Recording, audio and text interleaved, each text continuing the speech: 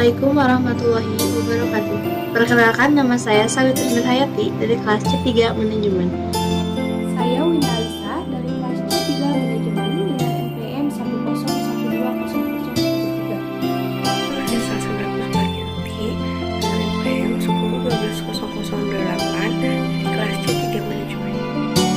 Dan saya Nuwandira dari kelas C3 Manajemen dengan NPM 101200012. Pengertian perilaku konsumen. Perilaku konsumen adalah sebuah studi psikologis yang mempelajari perilaku individu atau organisasi terhadap sebuah produk. Studi ini bertujuan untuk memahami motivasi konsumen dalam mengambil keputusan terhadap produk tersebut. Perilaku konsumen biasanya dipengaruhi oleh 3 faktor, yaitu faktor pribadi, faktor sosial, dan faktor psikologis. Pada umumnya, perilaku konsumen dipengaruhi oleh faktor-faktor berikut. Yang pertama, faktor pribadi. Faktor ini merupakan hasil dari minat seorang konsumen secara khusus yang ditentukan oleh latar belakang usia, jenis kelamin, profesi, dan budaya dari konsumen tersebut saat produk tersebut dipilih. Yang kedua, faktor psikologis. Faktor psikologis seorang konsumen merupakan suatu respon seseorang terhadap kebutuhan pribadi konsumen itu sendiri dan promo diskon yang ditawarkan oleh kita sebagai pelaku bisnis. Yang ketiga, faktor sosial. Selain 2 hal tersebut, faktor sosial yang meliputi pengaruh media sosial, pendapatan, sehingga lingkungan perilaku pembelian konsumen saat ingin berbelanja. Tipe-tipe konsumen. Pertama, ada konsumen yang beda. Pelanggan seperti ini biasanya suka menunjukkan pengetahuan mereka tentang berbagai produk, termasuk produk yang kalian jual. 2. Ada konsumen yang hemat. Konsumen ini sangat berhati-hati saat menghitung biaya yang dikeluarkan saat berbelanja. Mereka akan memilih produk yang memiliki harga produk yang terendah atau termurah, tetapi dengan kualitas yang tidak kalah bagus. Yang ketiga, ada konsumen yang tetap tenang atau pendiam.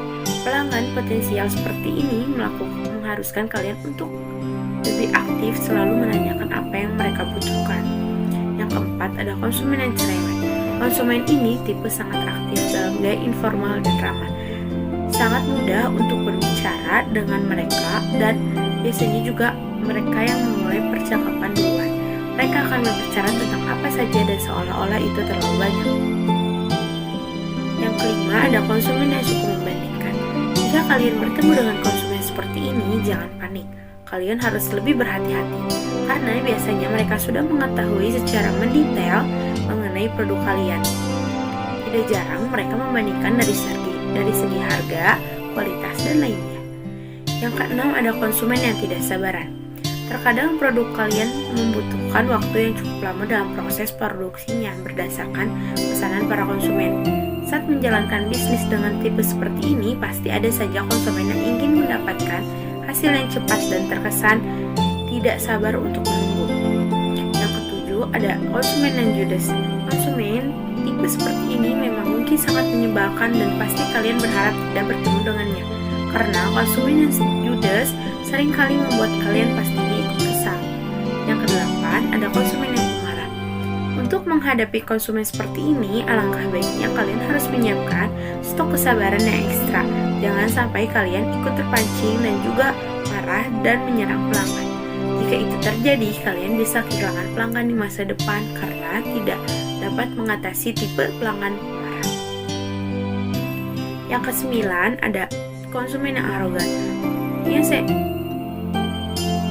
Sikap arogan merupakan salah satu tipe konsumen yang sangat sulit menerima pendapat orang lain dan selalu menganggap pendapat dirinya sendirilah yang benar.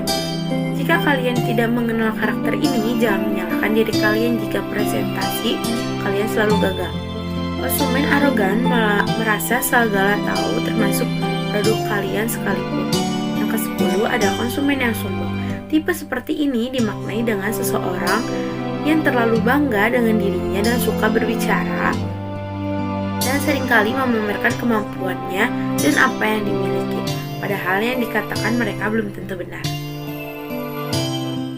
Cara menangani konsumen. 1. Beri konsumen kesempatan untuk berbicara. Kalian harus memberi pelanggan atau konsumen kesempatan untuk berbicara, untuk mengekspresikan keinginan mereka. Kalian harus dapat mendengarkan dan mencoba memahami keinginan dan kebutuhan dari pelanggan, sehingga tidak ada kesalahpahaman antara kalian dan konsumen. Kedua, dengarkan konsumen baik-baik. Sementara konsumen mengekspresikan pendapatnya, kalian harus mendengarkan dengan cermat poin-poin yang diajukan oleh konsumen. Ketiga, jangan menyela pembicaraan. Sebelum konsumen kalian selesai berbicara, kalian tidak boleh memotong atau mengganggu pembicaraan. Cobalah untuk menanggapi konsumen jika mereka benar-benar selesai berbicara sesuai apa yang mereka inginkan dan yang dibutuhkan konsumen. Keempat, ajukan pertanyaan kepada konsumen. Jika ada hal-hal yang tidak jelas atau tidak lengkap, kalian bisa mengajukan pertanyaan. Tapi ingat, pertanyaan dikirimkan kepada konsumen ketika konsumen selesai berbicara. Presentasi pertanyaan harus dilakukan dalam bahasa yang baik, sopan, singkat, dan jelas. Kelima, jangan mudah marah dan tersinggung. Terkadang konsumen bertindak di luar batas, tetapi dalam hal ini diharapkan tidak menyinggung, baik dalam cara mereka berbicara, mereka berperilaku, dan dalam nada suara. Selain itu, kalian tidak diharapkan mudah marah dengan konsumen yang temperamennya buruk. Cobalah bersabar ketika menghadapinya. Keenam, jangan berdebat dengan pelanggan. Jika ada hal-hal yang tidak disetujui, coba jelaskan dengan sopan. Kalian tidak diharapkan untuk mendiskusikan atau memberikan argumen yang tidak bisa diterima pelanggan, karena itu dapat menyinggung konsumen. Ketujuh, pertahankan sikap sopan, ramah, dan selalu tenang. Saat melayani klien atau konsumen, diharapkan kalian dapat memberi dan memberikan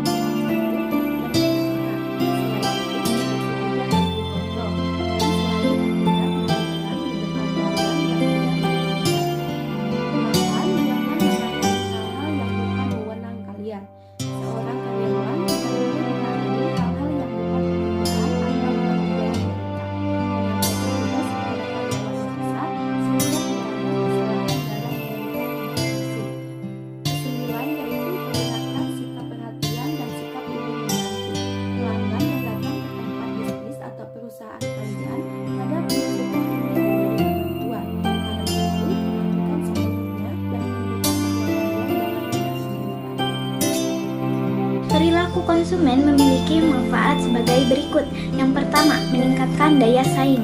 Dengan mengetahui perilaku konsumen, tidak hanya kita memahami para pembeli, namun kita juga dapat meningkatkan daya saing dengan pesaing lainnya, agar daya saing kita meningkat dengan mengetahui kelebihan dan perbedaan produk pesaing dengan produk kita.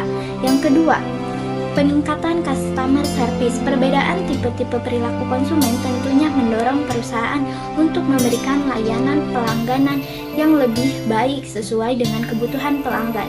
Yang ketiga, memahami perbedaan konsumen. Studi perilaku konsumen tentunya dapat bermanfaat untuk memahami perbedaan sebagai kelompok konsumen, karena setiap konsumen memiliki kebutuhan dan keinginan yang berbeda-beda. Hal ini bisa menjadi inovasi perusahaan untuk meluncurkan produk yang lebih baik lagi. Yang keempat, merancang strategi pemasaran. Setelah memahami daya saing dan perbedaan konsumen, kita sebagai pelaku bisnis tentu saja bisa merancang strategi pemasaran yang sesuai dengan perilaku konsumen, sesuai dengan karakteristik dan keinginannya agar mereka lebih tertarik. Hal ini juga mendorong perusahaan untuk menentukan strategi diskon, promo, dan juga kampanye yang sesuai dengan perilaku konsumen. Dan yang terakhir, memperhatikan tren. Perkembangan dunia dalam segi ekonomi, teknologi, fashion, dan yang lainnya terus berkembang pesat. Dengan memperhatikan perilaku konsumen, kamu bisa membuat produk yang sesuai dengan tren masa kini dan perkembangan zaman agar bisa menarik banyak konsumen.